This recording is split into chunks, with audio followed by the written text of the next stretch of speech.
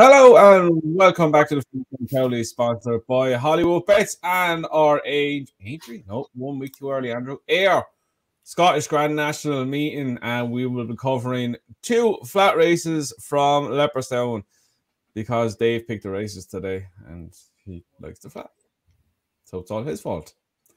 We are covering, what is it, the Ballysacks and something else, Dave? The Phillies 1,000 guineas trial. The Ballylynch and the Ballysacks. Yip. Still you get used to it because you have 6 months of it ahead of you, so you may get used to it. I don't mind it when we're in the flat season. We're still in the jump season. All right, Thomas. Yeah, they're good races. I actually have 1 or 2 fancies in them, but by God, if you want to go betting in that, let's look to you. You'll get 1 to 4 shot and then 1 to 3 shot in the other one. 2 Ian O'Brien hot pots. But anyway, we are going to go Scottish Champion Hurdle, the Novice Champion Chase, and the Scottish Grand National. Before that, any news, gents? How was our week so far? Busy. Same as ever. Cheltenham's over. Depression has set in. See, the count in the Punchtown is happening now, so we're all right. Yeah, it's 4 weeks yesterday. We'll be up there. We'll be a few points again as deep, I'd say, at this stage in 4 weeks. We'll be in that pub in Naas at this stage and watching the Champions League. No, we won't. We'll be there Thursday because Tom is coming Thursday. Why are you just ruining everything that we do? I'm being fair to being fair, he's a fellow who didn't turn up at Cheltenham, and now he wants to ruin our tradition. But that's Tom. We're not those kind of people. Like, you can go. There's nothing stopping you two going out on Wednesday, even. Like you crack on, lads. No, I don't do. I don't do 2 days, Tom. I'm 35. Like, you're not 35. No, I'm 35 in May. How old are you now? I had this argument with Noah today. He's 10 next week. And he says, sure, I'm 10 now. No, you're not. You're 9. Yeah, but 10.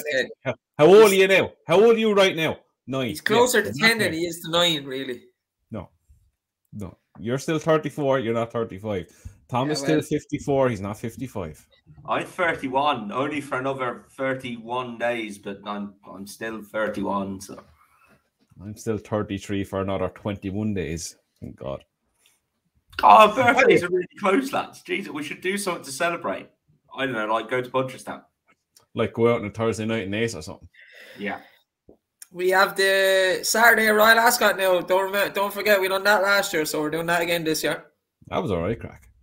Remember, it was like the first time we were allowed in the pub. We were out the beer garden in the Woodman. Where did we go? The Woodman, yeah.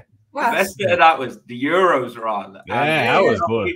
We've been sat there since about 11:30, and at like 2:15, they changed the channel. Broke out in the place. Yeah, we weren't having any of that now. So, yeah, that was good. Your man kept coming out saying he didn't know how to change the channel. Get your fucking self back in there now and pick up that fucking remote now. We literally had to go into it and get the remote and go, this is how you change the channel. Look, yeah, you go. Couple of spoofers in there was. Yeah, we'll do that again now. Royal Ascot Saturday, that'll be good crack. Yeah. Right, let's get cracking into this. Air 225. Where is the banners? The Scottish Champion Hurdle, and we have West Cork 3-1, Milkwort last year's winner at 4-1, 1 for the road at 4s, First Street 6s last year's second, and the Benin at 9s, 7s, and 9-1. Bigger the rest. Dave, start with you. West Cork bolted up the start of the season. As far as being okay since, is he looking like the likeliest winner, being the favourite, or is Milkwort the one to be with in this? It's a bit soon after Cheltenham for me, so I'd be taking on the horses that ran at Cheltenham. It's a lot of them don't run well at Aintree, and that's another week on top of it. So, Milkwort looks probably primed for another go after winning it last year, but I'm going to give Donald McCain's horse each way shot, Baracello, on his form of beating good risk at all 2 races back. I think that horse is going to be potentially quite good. And he's obviously after being saved for the race, so I'll give him a chance each way. Tom, what about you? It's very competitive race as always, but look, there's always one or two absolute yaks in it, but that might play their hand. Are we looking more top of the market, or are we going down at the bottom for a bit of value, as we say? Yeah, I hate this time of year. I even hate going into Aintree because it's so hard to piece together the form and guess what's going to hold up their form. Look, for me though, in this, I think this is probably the easiest race that West Cork has ran in all year. He won the Great Wood. That form is very strong. He went to Ascot, then he got an overreach, which means he cut his leg basically. His back leg touched his front leg and he cut himself. So you can forgive him. You can forgive him that run 100% based on that there was a genuine injury there. And then he's gone and finished 4th for 26 behind Stateman in the county. That's no bad run at all. I think the form of that is very strong. The right horses fill the places there as well. So look, as long as he's A1 after it, I don't think he's had a hard season though, which was stand to him. You know, he's had 2 runs at the early part of the season, and then he's had his run at Cheltenham. So yeah, if you can back that up, that's the only question mark for me. I think he's better than this lot. So if he doesn't bounce, then yeah, I think he'll go and win. Okay. I'm going to side with last year's winner, Milkwort. He beat Anna Benin in this by 3.5 lengths last year, and he done it quite well. He backed that up with a very good run behind Sadlier, beating 2 lengths in the Galway hurdle. Okay, went off 11-day favourite of you, Toxter. He was nowhere. He was, I think he was beaten like 14 lengths behind Favwar and that. But that was back in October, and he hasn't been seen since. So I presume there was a problem with him then. Well, look, he's off a mark of 150 now. He is 8 pounds higher than he was last year. But look, I don't think it's the best race in the world in regards to quality-wise. West Cork probably is the one he has to beat. The rest of them are kind of... Your mid-pack handicappers, where Milkwood, the likes of your Milkwood, West Cork and One for the Road have that proper winter form, and Milkwood has the form behind Sadlier in a proper handicap in the Galway hurdle. Look, yes, he's carrying top weight 11 stone 10, but look, they're sticking Sam Twist and Davis on it. If they're worried about the weight, I think they would have claimed off him. So I presume he's going to be well primed for this going forward. So to me, he's the likeliest winner. I think One for the Road. He's 3 for 5 this season. Solid 4th in the Imperial Cup. He's dropped £1 for that. Before that, he was 2nd to Tritonic in the Betfair hurdle. If he bounces back to his form of his not the last one run before that, and the 3 wins before that, I think he could play a decent hand. He's gone up, look, obviously a good bit in the ways from his wins, but he's carrying 10 stone 10. I think he could run a decent race as well. I think Milkwood is the one that I'm going to go for, and One for the Road would be a danger to me for any of them. Right, we move on to 3 o'clock. And Jordan Electrics Limited Future Champion Novice Chase. Manila Drama 11-4, Miller's Bank 11-4. Do your job at 92. Present and correct the 5s. Harrier side 6s. Manila Melody at 6s. Eclair and Nui, what nuts, whatever I want to say. 7s, 8s, Jackamar, and Bigger S. Tom, you interested in Henry's at their end from Manila Melody? Think she line up here? Yeah, it is interesting. He's got 2 entries there over the weekend. The other one is Manila Escape in a novices handicap chase. Yeah, look, I suppose it's one of those. Yeah, you could take your chance, and she probably has got her chance. This to me again is a lot of northern horses at the head of the market with lots of ones and good form next to their name, but I'm not convinced by a lot of them. If Manila Melody was to turn up, I'd probably give her a chance. One I would take a punt on. And again, this weekend is definitely just taking random punts, I think. And hoping like every week for a lot of us. What's that? Like every week for a lot of us. Yeah. The one I'm going to give a shout to is Il Rodotto, Paul Nichols' horse. He's got some decent. He's run some decent races this year. He's been placed behind Warlord a couple of times. He ran a cracker in the Arkle. He also ran the Grade 1 at Sandown behind Edwardstone. We pulled up that day. Ran respectably in the Grand Annual, and I think a repeat of that form got eased £1 or got eased £2 for actually. A repeat of that form would see him be placed in this at least, I think. And yeah, just to try and take on the head of the market, really. What about you, Dave? You looking northern, or are you going southern with the horses? If Manana Melody lined up, I'd be interested in her on her form behind Ballyshannon Rose and Jeremy's Flame. I think that's decent enough form. The two decent mares over here. And if she didn't line up, I'd go with Tizard's horse, Elixir, the Nuts. He seems to like going from the front. He didn't get that at Cheltenham. He ended up being pulled up, but I give him another go. He looked progressive up to that point. Obviously a hard race at Cheltenham, then try and win a Grand Annual. But he did win a Grade 1 Tolworth a couple of years ago. So if he gets loose on the lead, I would fancy him. Yeah, I am the exact same for you. I really like the chance of Alexia Demouy. Look, he's had a decent season. Now he's from the turn of the year, he's 2 from 3. He's beaten Ashdown by 3/3 of a length, across the road by 13 lengths. Okay, yeah, as Dave said, look, he had a hard enough race in the Grand Annual, but he was pulled up. I think it was 2 or 3 out. Better ground here, slightly smaller field. He might get that much competition for a lead. I think at 7-1, I think he gets a great each way bet. As Dave said, he's a former Grade 1 winner over hurdles.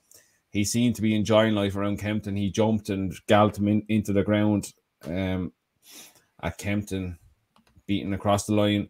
Look, Paddy's Motorbike was well back that day, as long with Fred. They're 2 okay horses, and he made him look like really bad horse. So if he comes back to that form, I think he could be very hard to keep out of the top 3 at least. With Manana Melody, she needs to come on again for a last run. I thought she dropped away very tamely the last time. Where do you want to take the chance that she's had to come on again for that run? But I think that was her second run of the season. It was a second kind of disappointing run. The jury's kind of out with her. She had a lot of potential in her younger days, but she's not really fulfilling it. But I definitely take a chance at Alexia than we. I think 7-1 is way, way too big for him. So he'll be my main each way bet of the weekend, more or less. Right. Move on to the showcase of Saturday. The Coral Scottish Grand National over just 4 miles. Kitty Sight at 9-2, Win My Wings 15-2, Stormy Judge 10s, the Ferrymaster 10s, History of Fashion 13s, the Wolf 13s, Ashdown Lad 14s, Right Place, Right Time 14s, In Rolo 14s, Fantastic Ass, best name of train 14s, and 16-1 Bar. Dave, just your easy 20-odd runner handicap sorted out for us. Yeah, I have 2 in this. The first one is the Ferrymaster. He was 4th last year in it. Might have been a bit inexperienced last year. I think the trainer expected him to kick on this year. His form looks not great, but he's been definitely running over the wrong trip. One of the races he ran over was 2.5 miles, and the thing is as slow as tar. So was me.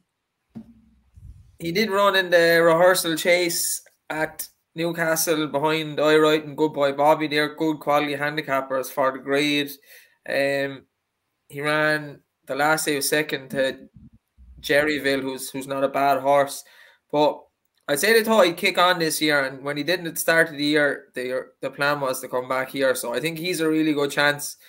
He'll enjoy the trip. He's a lightweight, only 10 stone 5. And then Paul Nichols' horse, who does well in this race. He's had Vincente win it a couple of times, amongst others.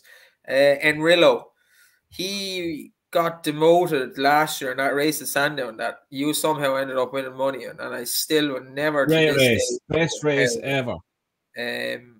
Fantastic decision by the stewards, I must add. He has form since then. He's fell, pulled up, and then fourth the last time.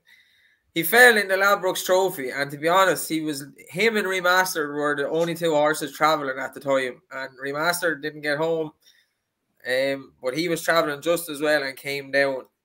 The race at Cheltenham, I would say, just didn't suit him. And then he ran a decent enough race at Kempton the last day behind the favourite, was second in Achilles Light. That should have him primed for the day, and if Nichols is going up there, I would take heed of it. I think he's a really, really good chance. Long distance trips, he travels away, he's definitely going to win a big race. Tom, your thoughts on a Scottish Grand National? Yeah, I took two against the field at bigger prices here. One of them was actually in Rillo as well, for the reasons Dave said. Basically, I won't go over them again, but yeah, I think he's got a cracking chance. And the other one is Fantasticas. Nigel Twiston-Davies is in unbelievable form. Had 2 winners today, 9 winners from his last 27 runners, 33% strike rate. This lad is as game and as tough as they come. Ran a couple of really nice races this year and was not disgraced at all in the Ultimate. Was 7th, only being 13 lengths, and just galloped and galloped by the look of things that day. I think the extra trip on this ground will help him. And he's off 143. He's been dropped a pound from the last day. Yeah, I'd give him a chance. I've also taken 2. I was going to put up Fantasticas as well. I just think he had a really hard race, but it wouldn't shock me if he did run a huge race. The 2 I went with was, the first one is Ashdown lad. Now, he has decent form in the book. He was 7 lines behind a high senior at Weatherby last time out, beating 7 lengths, and he was 2.5 lengths behind Mint Condition over 2 miles 6 the time before that, where he looked the winner every way bar the last 100 yards. I think the step up and trip, I think it's really going to suit him. If they buck him out, and he's a very good jumper, leave him, utilize his jumping. I think he'll appreciate the half stride slower they'll go around here, and just nick lengths with his jumping. I wouldn't say there's any problem stepping up to 4 miles. He saw out the trip well behind a high senior. Look, he was just beaten by a clashier horse on the day. He has a decent enough racing weight. He's 11 stone 3 off 140. I think he can play a huge hand in this. I think he'd be primed, ready to go for this. And one at a bit bigger price, I think he's 25-33 to 1, is Innisfree lad, David Dennis horse. 2 runs over 4 miles. He's been placing both. Very good stayer. Look, he's gone up to 2 pounds to 134. He's carrying a 10 stone 11. Yes, he's a 10-year-old, but I think he's one of these door stayers that will outrun his price in these kind of races, and he will be running on at the finish when a lot of them are crying enough. He's 8 lengths behind Wing My Wings, who I think is second favourite for this. He was behind him at Newcastle. He kept going well from the home turn. He just seemed to lack the gears, and I think if they kick him on a bit earlier, I think he could play a bigger hand in this. I think 25-33 to 1. I think he's a great each way bet in the street lad. But yeah, I think Ashdown lad, the main one for me, and I wouldn't put anyone off having a bit on Innisfree lad as well. Each way, you get your 5-6 places, the usual jazz with this. Right, time to keep Dino Dave happy. There is no odds for this out yet, but the Ballylynch stud 1000 Guineas trial. I get the field in front of me. It was entered. Oh, the hell of it, I have it wrote down. Right, Dave. Sacred Bridge, probably the one we probably need to concentrate on. Only defeat came in a jump mat last year. Went off turn to 8. They have no reason in behind why she ran so badly. But Aidan also has a very interesting one in Collateral Chappelle. She went off 1-4 or something for a Group 2, but was beaten in the 4th. Aidan said she came into the season just before and they took the chance. Are they the two we need to concentrate on, or is there one lurking that has been placing or had a nice little win at the end of the season? If Aidan runs only, I'd be interested in her on her breeding. She's the first foal of winter who won 4 Group 1s in a row. I think she won the Guineas anyway, a few years back, and she really only came into herself as a 3-year-old. I think she was with Joseph or Donegan, and they moved her to Aidan as a 3-year-old, but she was very good. If he runs her, he's already talked her up, said she's going very well. So it'll be interesting if he runs her. And if not, I'd be looking at Joseph's filly Velocidad. 2 good wins started the year last year. And then in August, she ran in the Prix Morny, the Group 1 for 2-year-olds over in France, and was beaten a good bit out. Good horse won that, Perfect Power. Richard Fahey's horse, who should be decent this year. But she's put away since then. She's by Glen Eagles. I reckon she should definitely train on. And if Aidan doesn't run only, I will be siding with her. What about you, Tom? Tricky race to start with flat season was. Yeah, definitely is. I admit that only is interesting if Aidan pitches her straight in here. Look, for me, this is a race where you're going to watch and get clues for the future. The one I'd throw up as a selection is Joseph O'Brien's Agartha. Really interesting pedigree. This she's by Caravaggio, but the dam actually stayed. A mile 6, I think. Won a listed race over mile 6 at Leopardstown. So there's plenty of stamina in that pedigree as well. I'd keep an eye on this one. Might run well in this and then step up and trip over the course of the season. But won a Group 2 herself and a Group 3 last year. Not beaten very far at all behind Discoveries. It at the Curragh in the Moygla Stud Stakes. And then ran creditably in France as well at Longchamp on heavy ground in the Group 1. So, look, real tough, hardy filly. I'm sure, like nearly all of these, she'll come on for the run. But yeah, she'd be my selection. I'm actually really interested to see how Contralli Chapal gets on. As I said,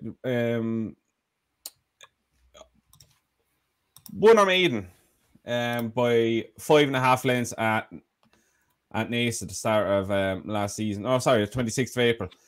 Beat Joan Truce, who's gone on to be second in the Group 2 in a Group 3 at Leopardstown behind Agrat. And then she went on to win her maiden by 6.5 lengths up in Dundalk. So she's at the Frank the Farm, the third has won since. She's by Caravaggio, who do seem to train on as 3-year-olds. Damn Squire Saddle as well. So there is time in the pedigree. Step up to 7 furlongs. I can't see being a problem. I'd be really interested to see how she gets on. She's one that actually took my eye last year at the end of last season. So I'll be keeping an eye on her for the rest of the season. But as Tom said, look, it's probably a watch and brief for the first 2 or 3 weeks of the flat season. So get the notepad out, sit down and watch this and enjoy it. But she's the one I will be taking keen interest in going forward. Right, now we move on to the Ballysacks. Right, Dave, where do we start? Or Tom, sorry, where do we start? Atomic Jones, decent starting points, beat Stone Age in the Juvenile Group 2 Champion Stakes at Leopardstown last season. Stone Age this week has gone on and bolted up in his maiden. Looks a very good horse, dwelt at the start. The next win doesn't tell the whole story. I think he's a very, very interesting horse going forward. Yeah, he looked very good last year. The one I'm going to take him on with is a horse that stuck in my mind from last year, actually. And a lot of these flat horses, I tell you, do not stick in my mind. I have to go and watch their races back. Dave, you're going to have to help me out to say this. The Ulysses horse trained by Donica O'Brien. Pisbadil. Yeah. Wow. By Ulysses, who I liked as a horse, and I actually really like him as a stallion. I think they're quite tough and hardy, and this lad showed that at Leopardstown. He was only beaten half a length into second in a Group 3 over a mile 1. But again, that doesn't tell the story. He got banged and nearly turned sideways about a furlong out. And then after that, he put his head down and really ran on. And when the horse on the outside came on the outside, the Dermot Wild horse, and when that horse came and challenged, he really put his head down and moved away from the third. So I think there was a bit left. I think he'll definitely want a bit of a trip in time. But yeah, I was really impressed by that, and he's one of my ones to follow this year. So hopefully he can get off to a winning start. What about you, Dave? Yeah, I think Atomic Jones, decent shout, would look like he's going to be a decent horse. Hard to give weight away though. Wouldn't surprise me if he won. I'd be interested watching where he goes. But it's Pisbadil for me as well. Tom kind of touched on the race, and he didn't get a good ride either. No matter what happened to him, Gavin Ryan thought he had the race won, thought he could take it easy on him, and then had to get stuck into him. And the Dermot Wild horse just came from the rear and kind of took over before he got a chance to really come back at him. Another half furlong, he probably would have won. The Sawyer didn't have great success last year, but he himself got better as a 4-year-old, and I think he races a 5-year-old as well for Michael Stout. So should definitely train on. Will be tough. Yeah, I like him, and he should be going unbeaten into this. So he should have the £5 penalty really, or £3 penalty, and he doesn't. So yeah, look, Atomic Jones, I really liked what he done when he won the Champion Juvenile Stakes at Leopardstown. Look, yes, he does have to give weight away to all the field, but I'd be very interested to see, even if he doesn't win on was it Saturday? Saturday he's run. Yeah. I'd still be very interested to see what he does throughout the season. Again, it's another race where you sit and watch. Pisbadil is another very interesting horse that Dave said should be going in here undefeated. Bluegrass is one as well. I wouldn't be writing off. But yeah, look, it's a race where you can pick 2 or 3, but again, it's a notebook race. Take the notebook out and watch it 2 or 3 times, because there could be a few winners that come out of this. Right, that's enough flattering me. Jesus Christ. Where are we going next? We're going Sunday. We're going to Fairy House.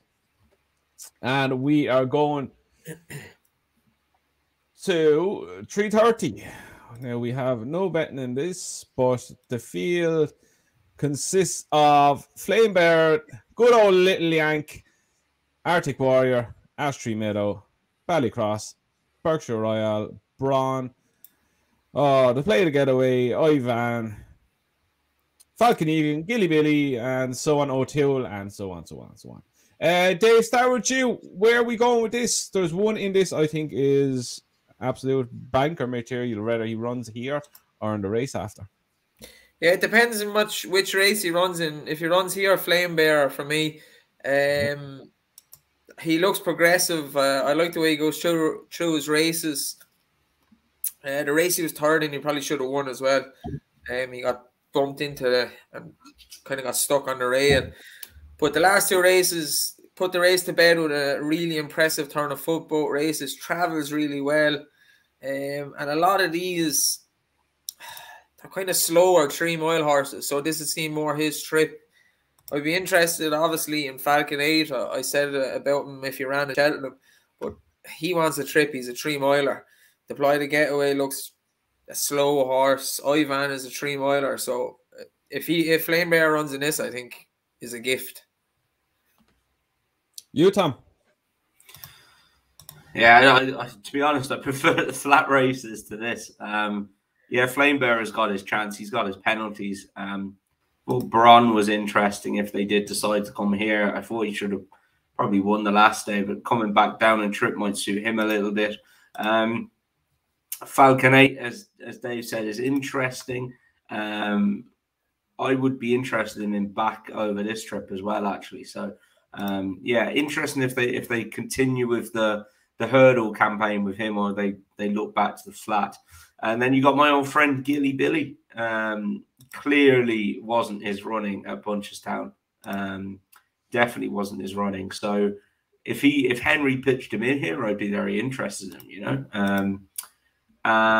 But yeah, look, it's very tough. If Gilly Billy turns up, I'll take another chance on him. But yeah, apart from that, I'm not too confident on anything really.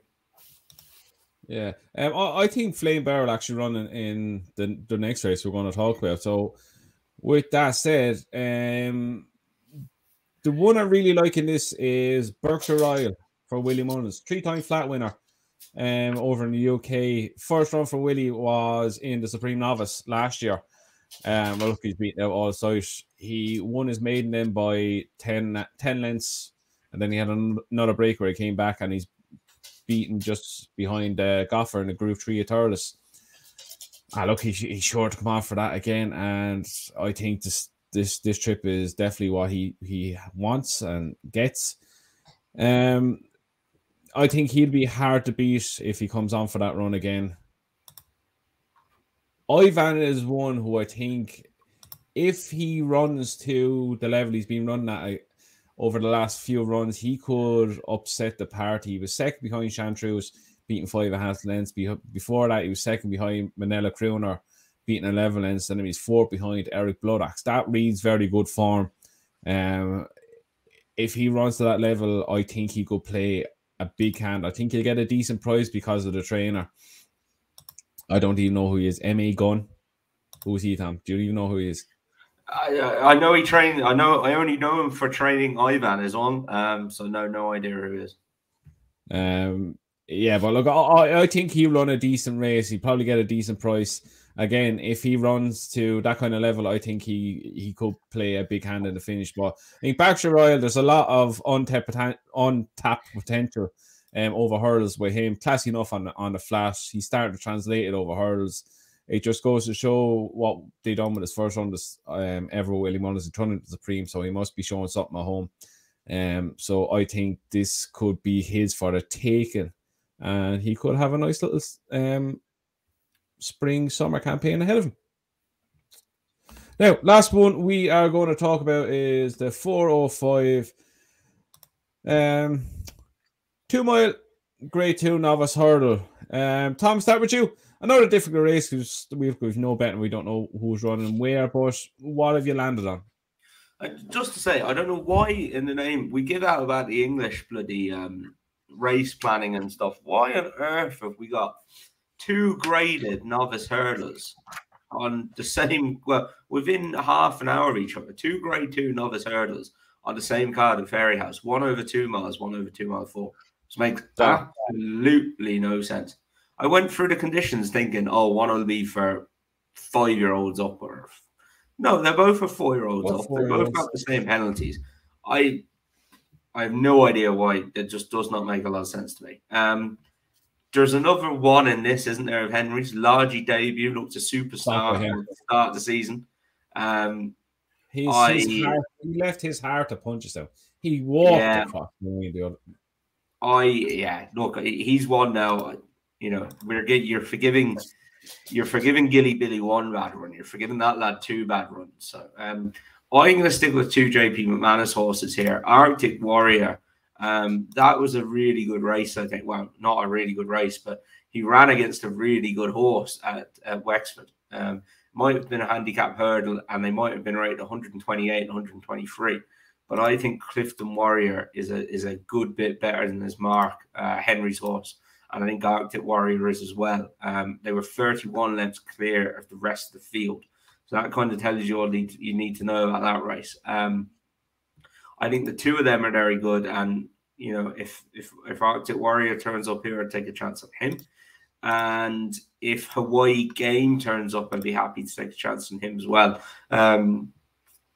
He is by a horse called Diamond Boy who stands down in Waterford.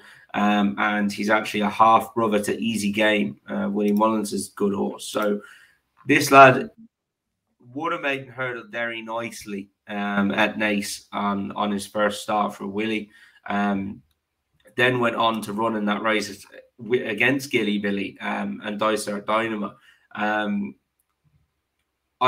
keen to just put a line for that. I'm happy enough to I'm happy enough to put a line for that and give him another chance. I think he was a fairly promising horse and got well supported as well before that run. So if he turned up here, I think only one of the JP McManus horses will run. So whichever one of them turns up, I'd be back in that. Dave, pick the bones out of your side of it now. It's a minefield if you take Flame Bear out of it. It is. It's a minefield, and wherever Flame Bear goes, I'd be siding with him. Interesting to see how Largy debut runs. I personally don't think he'll run great again. I think he was lauded as a superstar for beating Kilcrut, who probably is not going to be as good as people imagined he'd be over hurdles. And he might just be one to be back in his first run in the season. A bit of the course of blimes about him. Other than that, maybe Hador, Willie Mullins' horse. But if Flame Bear runs in this, if he runs in the other race, I'd just be watching this race. I wouldn't have the biggest interest in having a bet in it anyway. Yeah, if Flame Bear, I think, will run here. All his runs have been over 2 miles, so I don't see why they're going to change it at this stage of the season. Look, his wins, he beat Meet and Greet by 2.5 lengths. He done it easy as you like. Battle and micromanaged by 12 lengths. Should have beaten Braun. He got chopped off at a crucial stage and was running on again at the finish. Then he was 5th behind Dystar Domino at Cork. Look, yes, he has to give weight away to the whole field. He's give a minimum of £6 and upwards. The tight turns, if he turns up, he'd be interesting because he's getting a stone off him. He would be interesting if he turns up here, but I don't know. Even with that, I think Flame Bear, he's at getting his act together now. He looks a really good horse. He's this kind of horse that travels through a race where he stands out as the best horse in the race. You'll see him a mile away. You'll pick him out as the winner a mile out. And you say, this thing is going to absolutely bolt up. He's done it 3 times. He's done it 3 times in a row now. 1, 2, and the other one he should have won, but got chopped off. So yeah. I think there's something about him. Like that Doyle has a decent horse in his hands now. When he gets a decent horse, he knows how to place him very well. And I think he's out there finding an easy enough now grade 2 for him here. So I think he'll take the world of beating. But if the tight turn turns up, a 4-year-old getting a lot of weight. But again, Cheltenham was only, a week and a half ago. And he didn't run great, but I think he'd be kept for Punchestown. But Flame Bear, he'd probably be one of my bets of the weekend. Right, that is us done. Naps the next best. Who wants to start? Look, I'll back Flame Bear whatever race he runs in, so that'll be my nap. And I do like the 2 that I picked out in the Scottish National, Enrillo and the Ferrymaster each way. Tom? Oh, you go next. Hang on, I'm just looking for... Right, my nap is Flame Bear. And next best is Berkshire Royal. Both in Fairyhouse on Sunday. But I wouldn't have put anyone off having a bit of each way money on the industry lad in the Scottish National. My 2 plus him. Look, to be honest, I was trying to find a second one. I'm just going to put one horse up.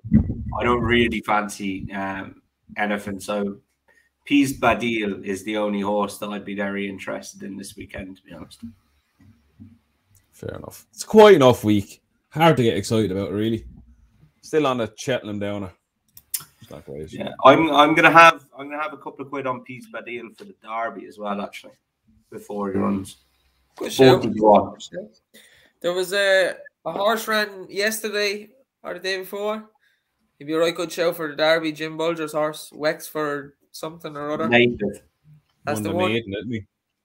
Yeah, he beat Aidan O'Brien's horse Sun King, who was decent form, and he was very green and won it quite easy in the end. He's a big horse as well. So Aidan's horse that won that sprint yesterday. Was it yesterday or the day before? By like a million lengths. who's? Yeah. What's his name? I'll have a look. I'll get him straight away. It was Whose yesterday. horse? Aidan's. Aidan's. Navan, New York City. New York I don't think City. he beat much now, but he won a 5 furlong yeah. sprint on good ground by 7 lengths. So. And he was only getting going when he hit the line. He looks decent. Yeah, a lot of Aidens generally need a run, but I'd say some of them will be primed to run well first time out this year. Had a bad season last year. I say there'll be a lot more forward this year. Yeah. Talking up Luxembourg like he's going out of fashion. Look, I know Tom likes the Godolphin horse, but I'd be a fan of Luxembourg. I like Carivas, the other Godolphin horse. I think he's going to be quite good. Yeah, I'm happy to stick with Native Trail for the Guineas so far. I was at the Curragh the day he won, and God, he's impressive. Really, Yeah, I think he'd be hard to beat now in the Guineas. I think he's going to have a bit of the pin of turbos about him, to be honest. I don't. He's a big boy. Burly lad, yeah. He's a big chap. I think I can see him training on Kubo, as we call him. He looked small, and he was small, and you were thinking, is he going to train on? It was like, what was it? Royal Navy flag, was that him as well? Aidan 1 year, something like that. If Aidan only runs Luxembourg, a 2-year-old, and then came to the Guineas and got absolutely battered. If Aidan only runs Luxembourg in the Guineas, there's the tip in itself. Well, the rest of them are all shit. No, because if he doesn't know which is the best, like Luxembourg is obviously a Derby horse long term, but if he doesn't know who's his best miler and he thinks Luxembourg is still his best miler, that's said it to you when he ran Love in the 1000 Guineas. She's the only horse running, so she's miles better than what he has. She ended up winning, so didn't have that else. When he runs 4 or 5 of them, it's very hard to know what he's thinking or what's much good. But when he has a really good one, he runs them in the Guineas and the Derby. When he runs 4 or 5, just back to one Shamey Heffernan's on. Yeah, Shamey's a good jockey.